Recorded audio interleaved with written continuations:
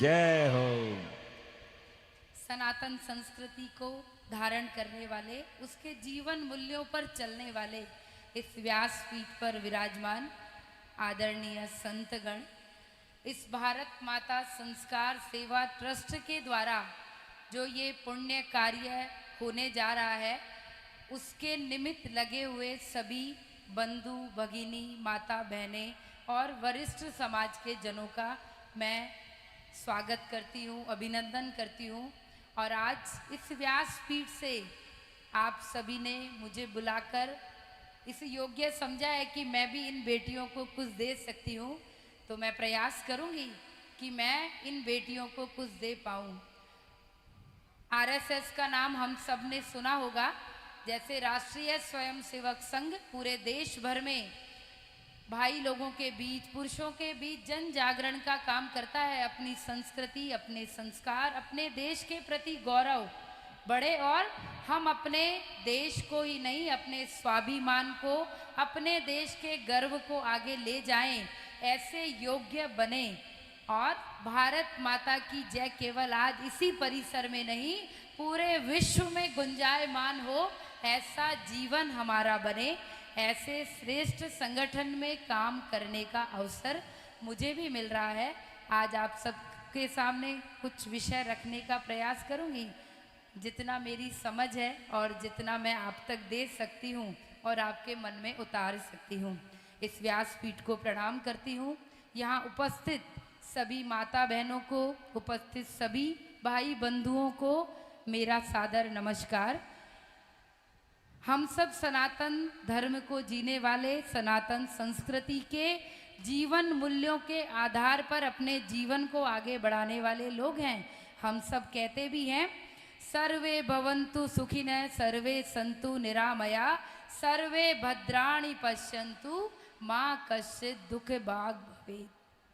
हमने केवल अपनी कल्पना नहीं करी, हम पूरे विश्व की कल्पना करते हैं। सभी सुखी हो, सभी निरोगी हो, सभी का कल्याण हो, मतलब सबके कल्याण की सोचने वाली ऐसी श्रेष्ठ संस्कृति पर, ऐसी श्रेष्ठ धरती पर हमारा जन्म हुआ है, जहाँ देवता भी जन्म लेने के लिए तरसते हैं। कितनी लाख योनियों के बाद, 84 लाख योनियों के बाद यह सुंदर जीवन हमें प्राप्त होता है। आज यह मनुष्य जीवन हमें मिला है और उसमें भी हमें बेटी का, महिला का जीवन मिला है, इसलिए हम एक कदम और आगे हैं। हमारे यहाँ कहा गया है, यत्र नार्यस्तु पूज्यते रमन्ते तत्र देवता। जहाँ नारियों की पूजा होती है, जहाँ महिलाओं का सम्मान होता है, जहाँ महिलाओं को पूजनीय माना जाता है, वहाँ किसका निवास होता है? देवताओं का निवास होता है। हम सनातन काल से अगर देखेंगे तो ऐसी श्रेष्ठ नारियाँ हमारे देश में हुई हैं। गार्गी, विदुला, ऐसी अनेक महिलाओं ने, ऋषि मुनियों की पत्नियों ने अनेक ऋचाओं का वर्णन हमारे यहाँ किया है। आज जो समय है, जो परिवेश है, इसमें भी आज हर क्षेत्र में महिलाएं आगे हैं। आगे चलकर, श्रेष्ठ मार्ग पर चलकर इस राष्ट्र को ही नहीं, अपने परिवार, अपने समाज, सबको एक दिशा देने का काम कर रही हैं। हम सब ने जीजा माता का नाम सुना है। शिवाजी महाराज जब पैदा नहीं हुए, जीजा माता ने तुलजा भवानी के सामने खड़े होकर कहा कि मुझे अगर पुत्र या पुत्री देना है तो ऐसा देना जो इस राष्ट्र के लिए, इस देश के लिए, हिंदुत्व की रक्षा के लिए कुछ कर सके, नहीं तो मेरी कोख को खाली रहने देना। ऐसा श्रेष्ठ मातृत्व हमें कहाँ दिखाई देता है? इस भारत भूमि पर दिखाई देता है।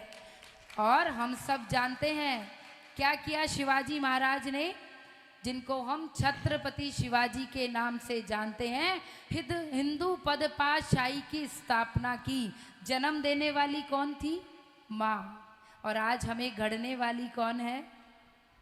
समाज को निर्माण करने वाली कौन है? तो सबसे ज़्यादा सही दिशा में, सही मार्ग पर चलने की जरूरत किसको है? मातृशक्ति को है। अगर आज एक महिला सही है तो पूरा परिवार सही है। हम कहते भी हैं और सुनते भी हैं। किसी परिवार की अगर नींव मजबूत है, हम जब मकान बनाते हैं तो सबसे अच्छी किसकी मजबूती करते हैं? नींव की मजबूती करते हैं। तो मकान क्या रहता है? खड़ा रहता है। जैसे ही हम घर परिवार देखते हैं, हम कहते हैं ये परिवार बहुत अच्छा है, इसके संस्कार बहुत बहुत अच्छे हैं। तो अगर उस घर की महिला अच्छी है तो वो पति भी अच्छे हैं, वो पिता भी अच्छे हैं, वो पुत्र भी अच्छे हैं और उस परिवार के बच्चे भी अच्छे हैं। तो एक महिला पूरे परिवार को क्या बनाती है? समर्थ बनाती है। सही मार्ग पर चलने के लिए सही दिशा दिखाती है। हम जब शक्ति की उपासना करते हैं, बोलते हैं ना, या देवी सर्वभूतेषु शक्ति रूपेण संस्थिता नमस्तस्य नमस्तस्य नमस्तस्य नमो नमः। हम क्या हैं? शक्ति स्वरूपा हैं। आज के इस कल युग में, इस वातावरण में हम तो फिर भी आज अच्छे विचारों के बीच, अच्छे लोगों के बीच, हमारे चारों तरफ अच्छे आवरण के बीच बैठे हैं। लेकिन फिर भी हमें क्या समझना है? अच्छे सामर्थ्य को समझना है, अच्छे वातावरण को समझना है, अच्छे विचार को अपने अंदर समाहित करना है। अभी मैं जैसे यहाँ आके बैठी तो क्या बोला वहां से, व्यासपीठ से, गुरुवाणी पूरी होने के बाद हम अपनी बात आगे प्रारंभ करेंगे। किसके लिए है गुरुवाणी? हमारे लिए है। ऐसी वाणी जो संतों के मुख से निकली, लेकिन उससे किसके जीवन का उद्धार हुआ? हमारे जीवन का उद्धार हुआ। जिन्होंने उस वाणी को ग्रहण किया, अपने जीवन में उतारा, वो आगे जाकर श्रेष्ठ मार्ग पर आगे चल पाया। हम सब ने भगत सिंह का नाम सुना है आप सबने? बहुत सारे लोगों ने इस देश को आज़ादी दिलाने के लिए अपने जीवन को क्या कर दिया? लाखों लाखों लोगों ने अपना बलिदान इस देश के लिए, इस देश की आज़ादी के लिए समर्पित कर दिया। तो भगत सिंह भी उनमें एक थे। हंसते हंसते जिन्होंने फांसी के फंदे को स्वीकार कर लिया। जब भगत सिंह को फांसी लग रही थी तो उनकी माँ उनसे मिलने आई। उनकी माँ का नाम था विद्यावती। जब माँ मिलने आई तो माँ की आंख से आंसू बह रहे थे। वहाँ खड़े हुए लोगों ने कहा, अरे शहीद की माँ हो और आपकी आंख से आंसू बह रहे हैं। विद्यावती ने कहा, आंख से आंसू इसलिए नहीं बह रहे कि भगत सिंह को फांसी लग रही है, आंख से आंसू इसलिए बह रहे हैं, अगर इस कोख से एक और बालक जन्म लेता, उसको भी इस राष्ट्र भूमि के लिए, राष्ट्र की सेवा के लिए लगा देती। कैसा मातृत्व है! हम किस धरती पर जन्मे हैं, कैसी माँओं ने कैसे पुत्र पुत्रियों को तैयार किया है।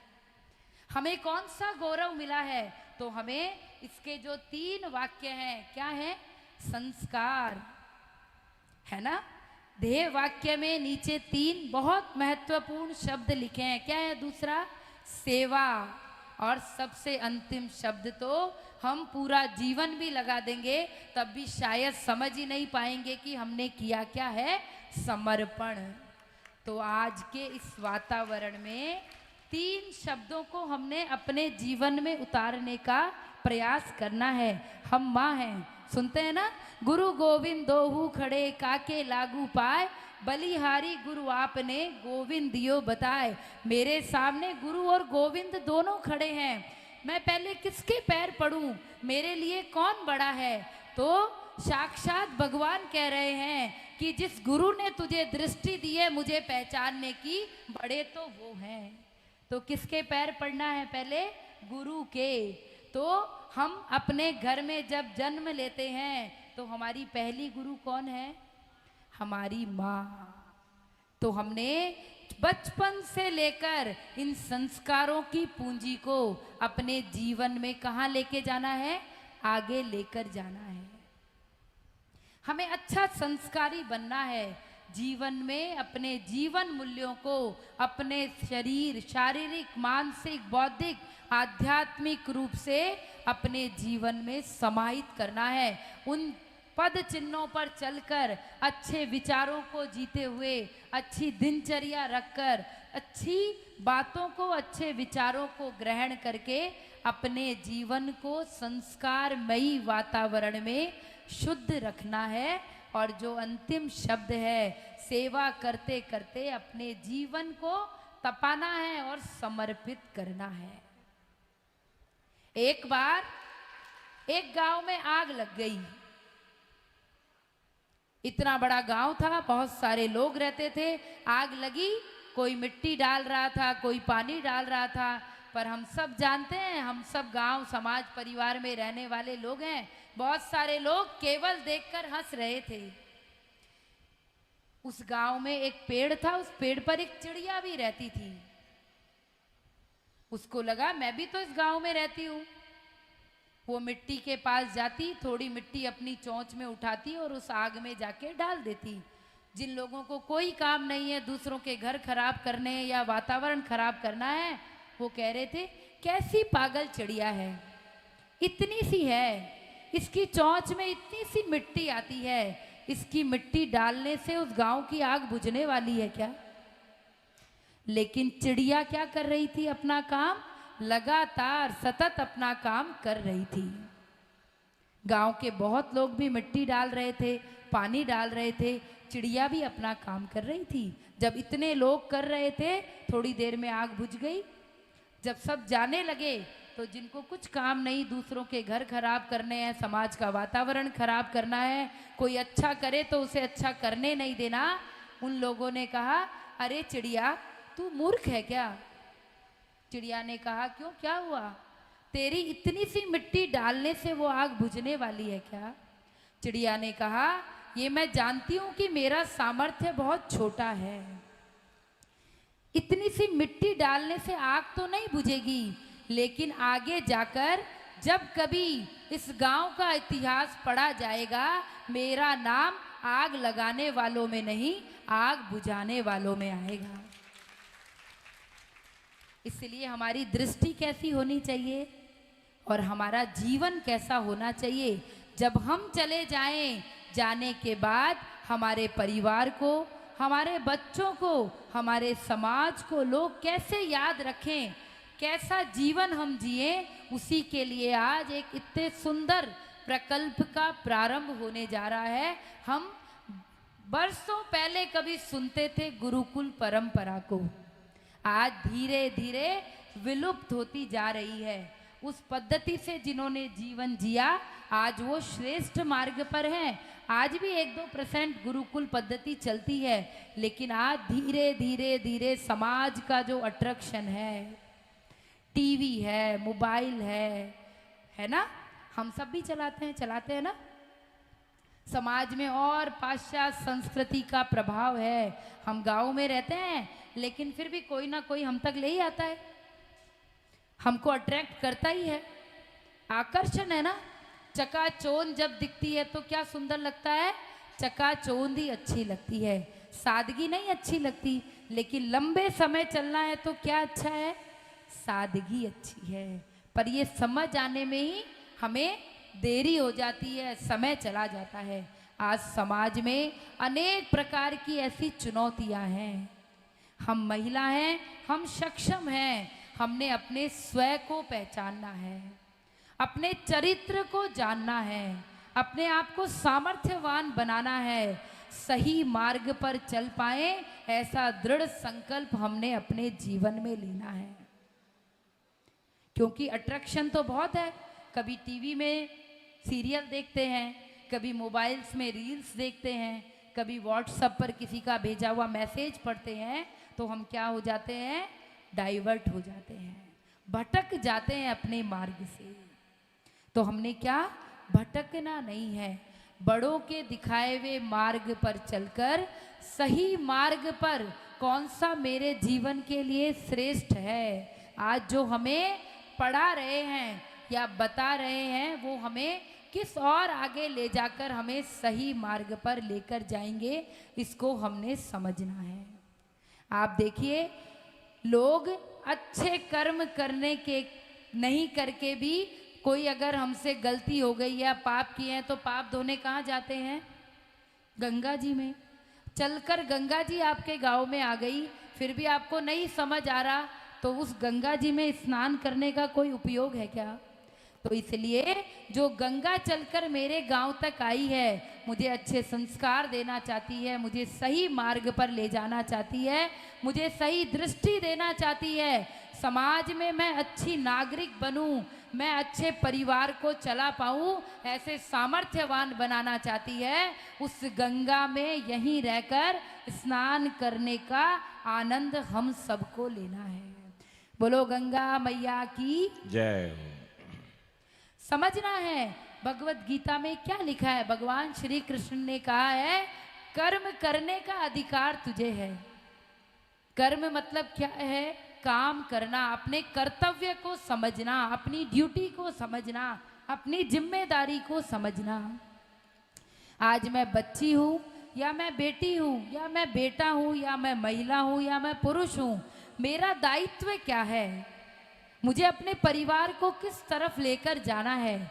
मुझे अपने बच्चों को क्या संस्कार देने हैं? अगर आज मैं बेटी हूँ तो मुझे किस मार्ग पर चलना है, यही आज हमें समझना है। एक कहानी सुनाती हूँ आप सबको। एक बार एक बच्ची अच्छी पढ़ी लिखी थी, पढ़ने के बाद उसका एक अच्छी परीक्षा में सिलेक्शन हो गया। जब उस बच्ची का अच्छी परीक्षा में सिलेक्शन हो गया तो हम सब जानते ही हैं कि इंटरव्यू देने के लिए आगे जाना पड़ता है। तो बहुत सारे बच्चों में से कुछ बच्चों का सिलेक्शन उस एग्ज़ाम के लिए हुआ, उसमें उस बच्ची का भी सिलेक्शन हुआ। तो हम सब जानते ही, हमारे घर में अगर हम ठीक से चप्पल नहीं खोलते तो हमारी माँ क्या कहती है, अरे चप्पल तो ठीक से खोल दे। फिर हम ऐसे ही लाइट चालू छोड़कर चले जाते हैं, हमारी माँ कहती है अरे भाई लाइट तो बंद कर दे। सोकर उठते हैं, अपने बिस्तर को ठीक करते ही नहीं, अपने काम में लग जाते हैं, फोन चलाने लगते हैं, इधर बैठ जाते हैं उधर बैठ जाते हैं, हथाइयाँ करने लगते हैं। तो हमारी माँ कहती है अरे कम से कम उठी है तो अपना सामान तो ठीक से रख दे। ऐसे ही वो जो लड़की थी, पढ़ने में बहुत अच्छी थी, उसकी माँ भी उसको ऐसे ही रोज टोकती थी। तो उस दिन उसका एग्जाम था, वो ऊपर से तैयार होकर नीचे आई। उसकी माँ ने उसको कहा अरे बेटा तुमने अपने कमरे की लाइट बंद की क्या? उसने कहा हाँ माँ कर दी। तुमने अपनी चादर समेटी है ना? अब पता ही आजकल के बच्चों में धैर्य कितना कम है, चाहे लड़का हो चाहे लड़की हो। जोर से गुस्सा है उसको, अरे माँ आज तो मेरी परीक्षा, आज तो रहने दो कम से कम, आज तो मत टोको मेरे को बार बार। माँ तो माँ होती है, बड़ा मन होता है, मातृत्व का भाव होता है। माँ को भी लगा अरे आज मेरी बेटी का इंटरव्यू है, रहने देती हूँ। पर माँ तो रोज टोकती थी, रोज माँ याद दिलाती थी बच्चे तूने ये काम किया कि नहीं किया, ये काम किया कि नहीं किया। बेटी इंटरव्यू देने के लिए चली गई, माँ है तो माँ ने दही शक्कर खिलाया, बेटी को इंटरव्यू देने के लिए भेज दिया।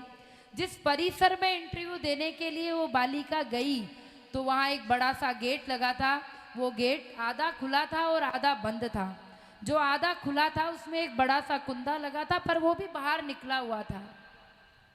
अब माँ रोज टोकती थी, तो आदतें क्या होता है, बार बार ठोक पीट कर बजाकर तैयार करते हैं तो नहीं करना चाहते फिर भी करना पड़ता है। क्यों?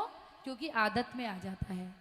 अब कुंदा बाहर निकल रहा था, हजारों लोग निकल रहे थे पर साइड में से निकल रहे थे, पर उसको तो उसकी माँ रोज हर काम के लिए टोकती थी। उसको दिखा यार ये भी आज मेरे लिए ही है, ये भी मेरे को ही ठीक करके जाना पड़ेगा, क्योंकि गलत नहीं देख सकते ना। माँ ने ऐसी आदत लगा दी, उसने उस गेट को ठीक किया और अंदर जाने लगी। जब वो अंदर जा रही थी, एक पाइप से पानी ऐसे बह रहा था, बाकी लोग साइड में से जा रहे थे, कोई और रास्ता बना के जा रहे थे। उसने अपने सिर पे इतनी जोर से मारा कि आज तो मेरी किस्मत खराब है।